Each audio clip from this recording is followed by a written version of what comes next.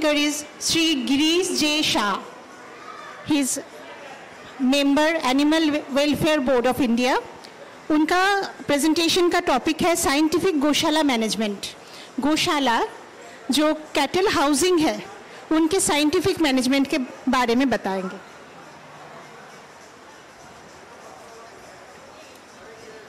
आप सबका इस टेक्निकल सेशन में स्वागत है.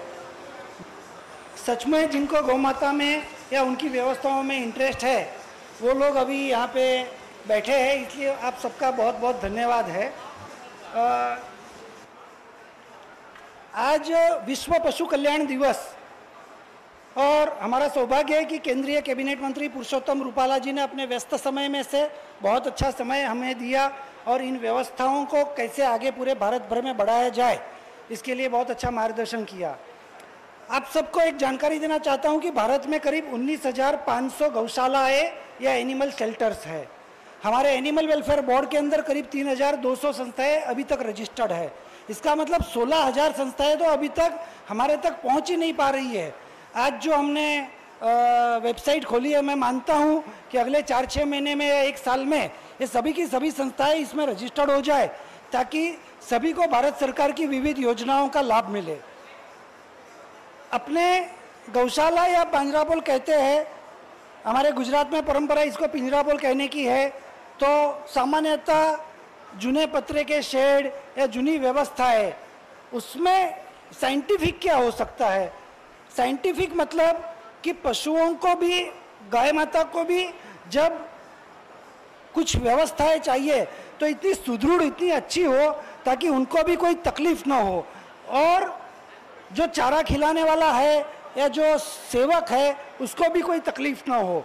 ऐसी एक बहुत सुंदर आयोजन सहित की व्यवस्था हमने आबू रोड के पास 50 एकड़ में डेवलप की है. उसके कुछ फोटोज आपको मैं बताऊंगा.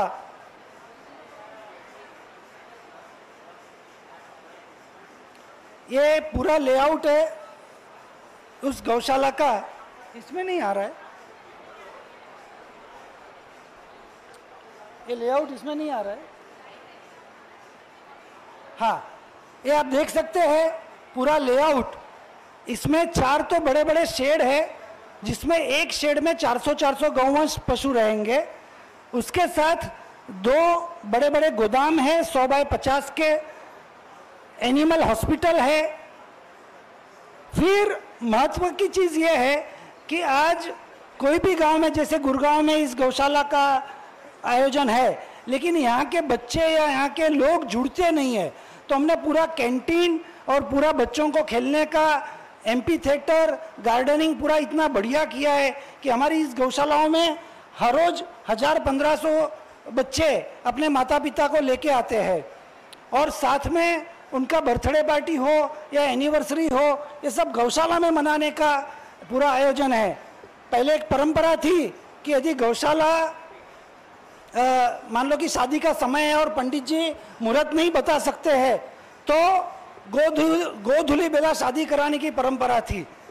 लेकिन अब गोधुली शहर में मिलती नहीं है, तो हमने सभी गौशालाओं में शादी का माहौल खड़ा कर दिया है, एक अच्छा पार्टी प्लॉट कर दिया है.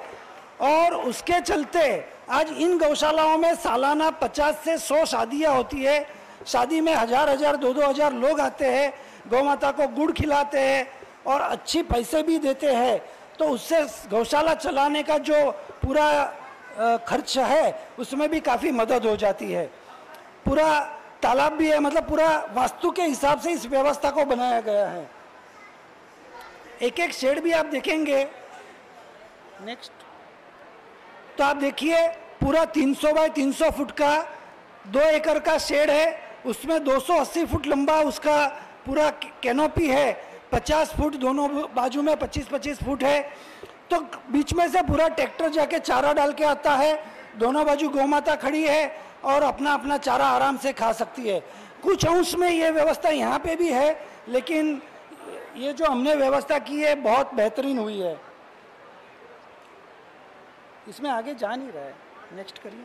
हाँ, ये हमारे स्टाफ क्वार्टर्स है. तो आप देखेंगे कई गौशाला में मैं जाता हूँ, भारत की कुल मिला के 25 साल से ये काम करता हूँ, तो 4000 से ज़्यादा गौशाला मैं देख चुका हूँ अपने नज़रों से।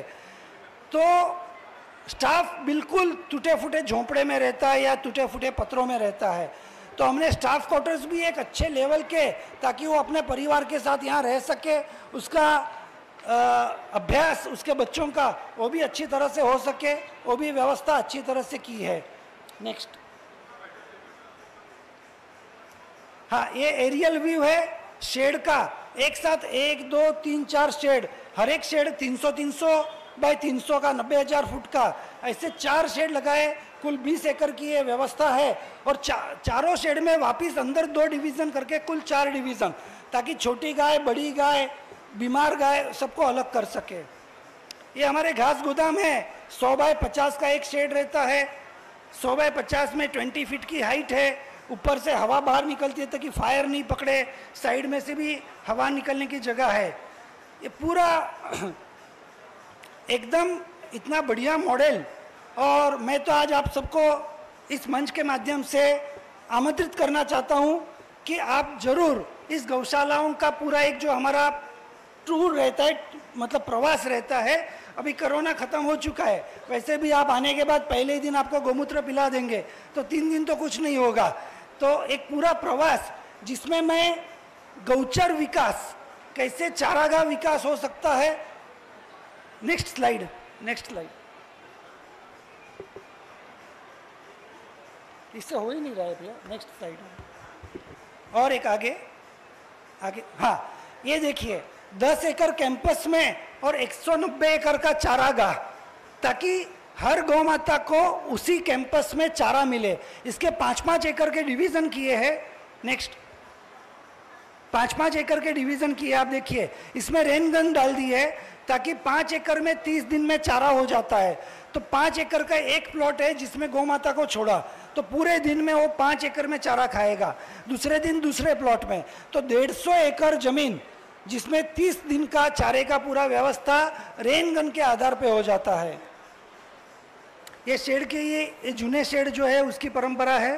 नेक्स्ट, नेक्स्ट, पानी की जो व्यवस्थाएं है, मैं निवेदन करूंगा आप सबको, पानी का जो खोल कहते हैं उसको हर हफ्ते एक बार चूने से पोताई करना बहुत ज़रूरी है, ताकि वो पशुओं को भी वो पानी तकलीफ ना करे। Next, plantation. तो हमारे जो ट्रेडिशनल इंडिजिनस प्लांट्स है, 200 एकड़ है, 1 एकड़ में 16 वृक्ष, तो 3200 वृक्ष, बरगद, आम, इमली, आंवले, ऐसे पूरे देशी वृक्ष 16 प्रकार के, तो वो पूरे बाउंड्री पे लगा दिए जाए तो 3200 वृक्षों से पूरा इकोलॉजिकल डेवलपमेंट हो जाएगा, काफ़ी पक्षी भी वहाँ आएंगे। नेक्स्ट, ये 5 से 10 एकड़ का तालाब हर गौशाला के पास चाहिए, ताकि रेन वाटर हार्वेस्टिंग हो जाए, वहाँ का पानी वहीं पे रुक जाए और उसी पानी से मीठा पानी पशुओं को पीने को मिले।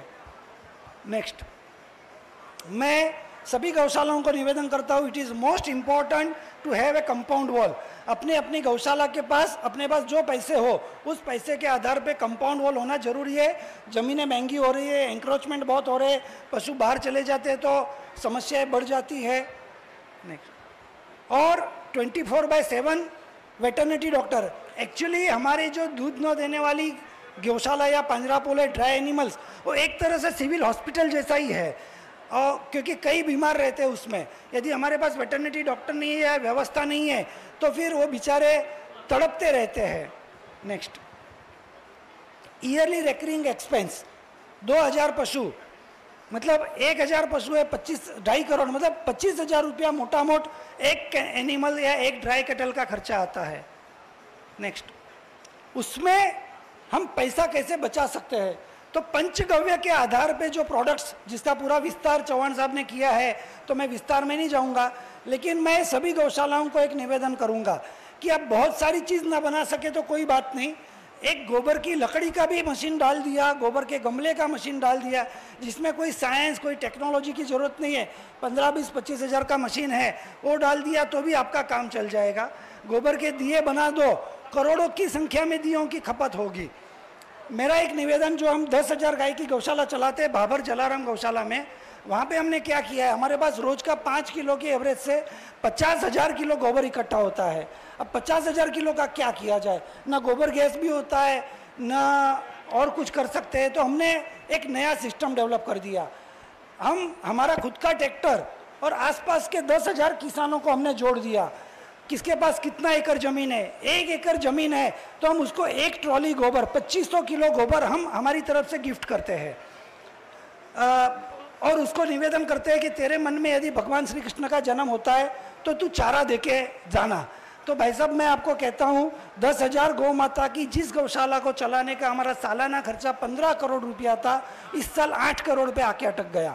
उतना चारा हमें गिफ्ट में आ रहा है किसानों की तरफ से और उनको गोबर मिल रहा है तो उनको ऑर्गेनिक फार्मिंग की तरफ पूरा बेल्ट ऑर्गेनिक हो रहा है। हर गौशाला को ये काम करना चाहिए, गोबर बार्टर कर दो किसानों के साथ और गोमूत्र भी दे दो और सामने चारा ले लो। दूसरी बात है अपना खुद का चारा उगाओ। तीसरी बात है अपने आसपास में मान लो कि 25-50 गांव से पशु आते हैं, गाय आती है, तो वो 25 गांव के गौचर ग्रासलैंड उसको डेवलप करो। जैसे मैं ग्रासलैंड बोलता हूँ लोग बोलते हैं नहीं है ये है, अरे भाई गुड़गांव में नहीं होगा, दिल्ली में नहीं होगा, लेकिन पूरे डिस्ट्रिक्ट में तो हर गांव में है। राजस्थान के 44,000 गांव में हम लोगों ने जब अभी सर्वे चालू किया 127 गांव का काम पिछले 3 साल में पूरा किया। 33,901 बीघा जमीन का काम पूरा हो चुका, कंप्लीटेड ग्रासलैंड डेवलपमेंट पूरा हो चुका। गुजरात में पिछले कई सालों से काम करते थे, 72,000 एकड़ का ग्रासलैंड अपने पूरा कर चुके। महाराष्ट्र में जालना एक ही डिस्ट्रिक्ट पकड़ा, 303 गांव का गौचर का काम पूरा किया। तो मैं दो निवेदन करके मेरी बात पूरी करूंगा। एक, एनिमल वेलफेयर बोर्ड के माध्यम से, वेबसाइट के माध्यम से पूरे भारत को इस माध्यम से मैं जोड़ना चाहता हूं। सभी 6.5 लाख गांव में गौचर है, ग्रासलैंड है, हर गांव में गौशाला होनी चाहिए, हर गांव में एनिमल शेल्टर हो जाना चाहिए और वो गौचर में हो जाए तो किसी की जमीन लेने की अपने को जरूरत नहीं है, क्योंकि गौचर की जमीन गौ माता के लिए ही है। और सभी के सभी लोग हमारे साथ एनिमल वेलफेयर बोर्ड में जुड़ जाए और 6.5 लाख गांव में एनिमल वेलफेयर ऑफिसर होने चाहिए और ये सभी का सभी अभी ऑनलाइन हो जाएगा। तो एक पूरा बड़ा नेटवर्क होके हम सब मिलके पशुओं की तस्करी, पशुओं की कत्ल तभी रोक पाएंगे जब हम व्यवस्था सुदृढ़ करेंगे। मैं आज इस पशु कल्याण दिवस पे, क्योंकि आज का ये दिन 4 अक्टूबर और पहले 24 मार्च 1925 को जर्मनी में शुरू हुआ और 1929 4 अक्टूबर से फ्लोरेंस इटली में आयोजित एक कार्यक्रम में इसको तय किया गया कि ये कार्यक्रम हर साल एक दिन होना चाहिए। लेकिन आप और हम जो पशु प्रेमी यहाँ बैठे हैं, गौ प्रेमी बैठे, हमारे लिए हर दिन हर पल विश्व कल्याण पशु कल्याण दिवस ही है, पशु कल्याण समय है। हम सब मिलके भारत के सभी पशुओं का कल्याण करें, यही शुभ भाव के साथ। धन्यवाद। किसी को कुछ पूछना हो तो पूछ सकते हैं। राजस्थान का जो पूरा रिपोर्ट है, मैं पूरा रिपोर्ट लेके आया हूँ और 127 गांव का ये काम पिछले 3 साल में पूरा हुआ। इस साल हम टारगेट कर रहे हैं 200 गांव में एक साथ 50,000 बीघा का काम करेंगे। बहुत बहुत धन्यवाद।